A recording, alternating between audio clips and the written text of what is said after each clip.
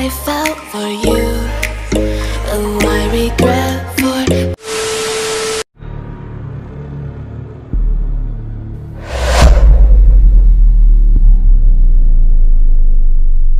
Hello friends, welcome back to my channel. তোমরা কেমন আছো? আশা করি তোমরা সবাই ভালো আছো এবং সবাই সুস্থ আছো। তো আজকে সানডে, আর সানডে মানে ফান ডে। জানি না কতটা ফান ডে হবে। তো যেহেতু সানডে, তো সেহেতু লেট করে ঘুম থেকে ওঠা, 8:30টার দিকে ঘুম থেকে উঠেছি। ঘুম থেকে উঠে ব্রাশ ফ্রাশ করে এই যে দেখো চলে এসেছি ভাই বোন মিলে এইসব জিনিসপত্রগুলো তুলতে। তো ভাইকে ডেকে এনেছে, ভাইকে বললাম তুই চল একটু জিনিসগুলো তুলে দিবি চল। তো ভাই যে এসছে এইগুলো আমি সব ধরিয়ে দিচ্ছি জিনিসগুলো। এগুলো না শীতের কয়েকটা চাদর, সোয়েটার, এগুলো সব বাইরে ছিল, সেগুলোই তুলে দিচ্ছি। আর হ্যাঁ, লেপের ওয়ারও বাইরে ছিল, সেগুলোই সব তুলবো বলে ভাইকে ডেকে এনেছি।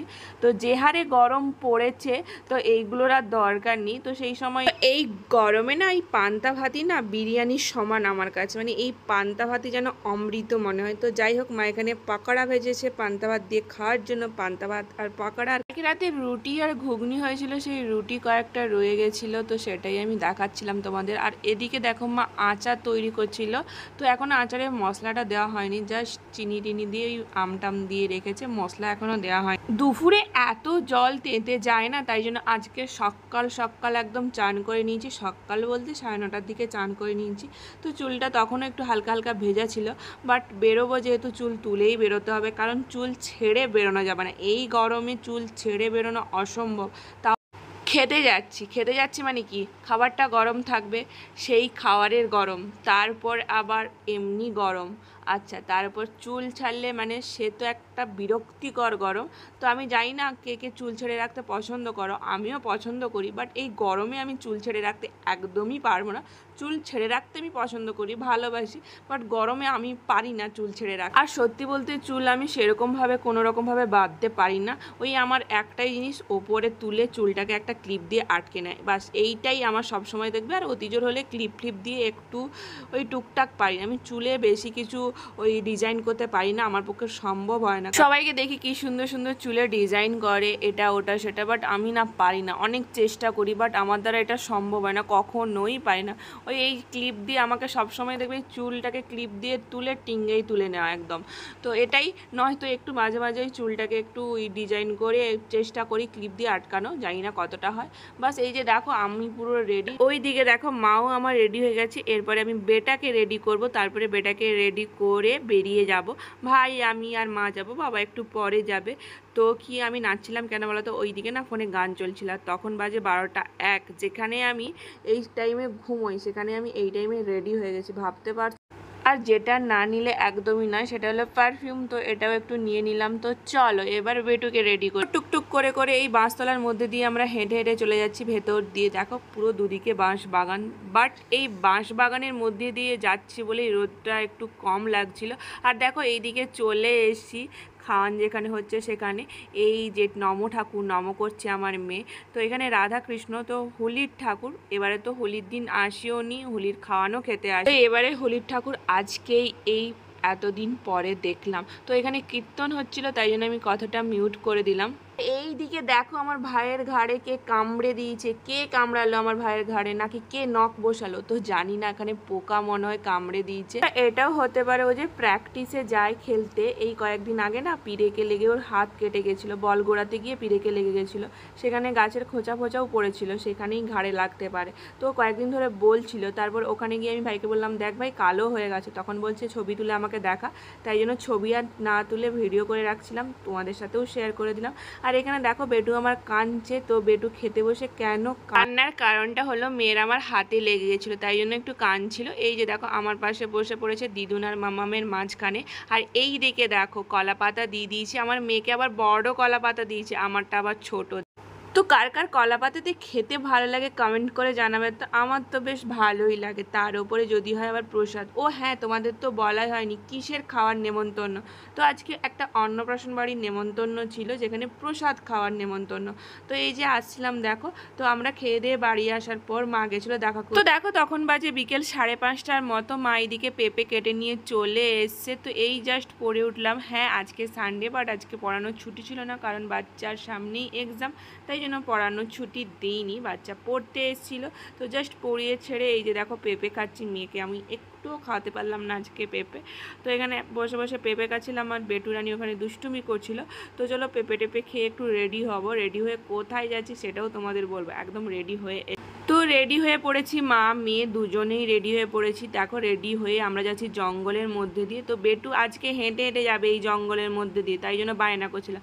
বলছি না, ওখানে গিয়ে হাঁটাহাঁটি ছোটাছুটি সব করবে, বাট এই জঙ্গলের মধ্যে দিয়ে তোমাকে হেঁটে হেঁটে যেতে হবে না। তো এইখানে দেখো মা তখন জিনিসপত্র ধুচ্ছিল, চান ফান করে মা পরে যাবে, একদম হয়তো সন্ধে টন্ধে দিয়ে আসবে। আর এইদিকে দেখো চলে এসেছি, মেয়ের পা থেকে জুতো খুলে গেছে। আমি বেটুকে বলছি তুমি চোখ বন্ধ করো মাম্মা, চোখ বন্ধ করো। তো এই জন্য দেখো চোখ বন্ধ করে রেখে দিয়েছে, আসলে পাতা পাতা আছে তো তাই জন্য বলেছি তুমি চোখ বন্ধ করো, চোখে টোকে কোথায় গুঁড়ো পড়ে যাবে। তাই জন্য ওকে এই রাস্তাটা দিয়ে নিয়ে গেলে সবসময় বলি চোখ বন্ধ করো মাম্মা, চোখ বন্ধ। তো দেখো এই যে পুকুরে নেমে গেছি। পুকুর কেন বললাম জানো তো, যখন বর্ষাকাল থাকে এখানটা তো একটু কাটা আছে, মানে কাটা বলতে একটু খাল মতো করে রাখা আছে, এইখানটাও জল হয়ে যায়, তো এইখানটাও বাবা মাছ ছাড়ে। বাট এখন গ্রীষ্মকাল একদম শুকিয়ে গেছে দেখো। আর ওই দেখো আমার মাতা রানী, এই যে আমার মাম্মি জি আ গয়া হ্যাঁ। আর হ্যাঁ, রেডি হয়ে আসার কারণটা তোমাদের বলি, আমি একটু রিলস বানাবো বলে অ্যাকচুয়ালি এখানে এসেছিলাম, বাট বাবা এখানে ছিল, কাজ করছিল। আমি ভাবছিলাম বাবাকে এখানে একটা ঘর বাড়ি কিছু করে দেবো, কিন্তু সেটুকু তো সামর্থ্য আমার নেই। যদি আমার সামর্থ্য থাকতো তাহলে নিশ্চয়ই করে দিতাম। আর এখানে দেখো বাড়ি ফিরে যাচ্ছি, কারণ প্রায় সন্ধ্যের মুখ হয়ে গেল। বেটুরানি আমার মায়ের এই শাড়ি জামাগুলো ইস্ত্রি করার জন্য পড়েছিল, তো ইস্ত্রি করবো বলে না আর করা হয়নি। তো সন্ধ্যেবেলা বসে বসে সব ইস্ত্রি করেছি, গরমের মধ্যে বারান্দাতে বসে ইস্ত্রি করেছি। এখন এগুলো আলমারিতে রাখবো সব।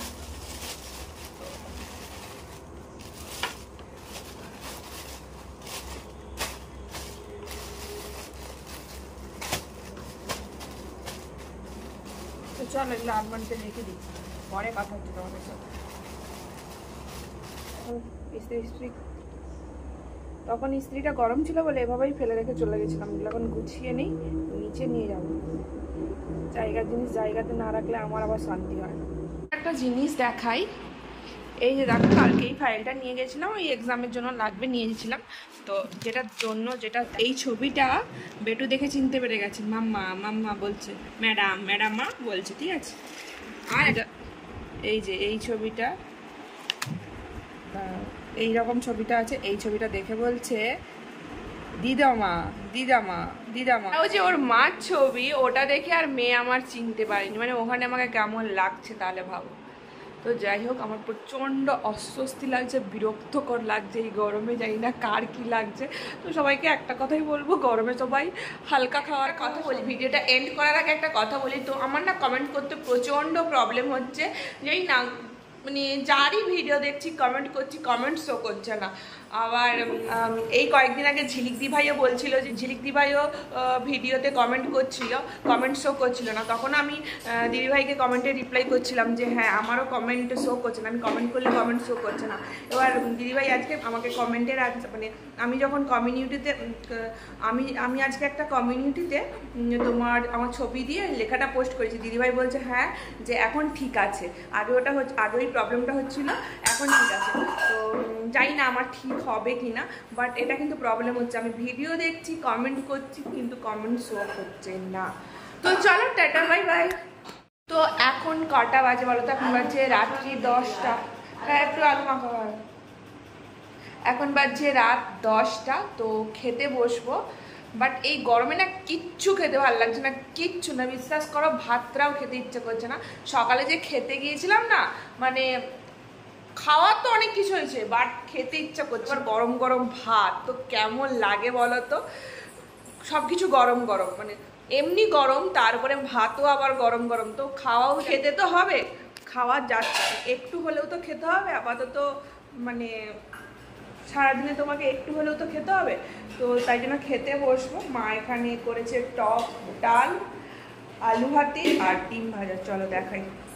এখানে মা আলু মাখছে, আর এই যে ডিম ভাজা, লাল লাল ডিম ভাজা। অ্যাকচুয়ালি লাল হওয়ার কারণ হচ্ছে লঙ্কা গুঁড়ো দেওয়া হয়েছে, একটু ঝাল ঝাল না হলে হয়।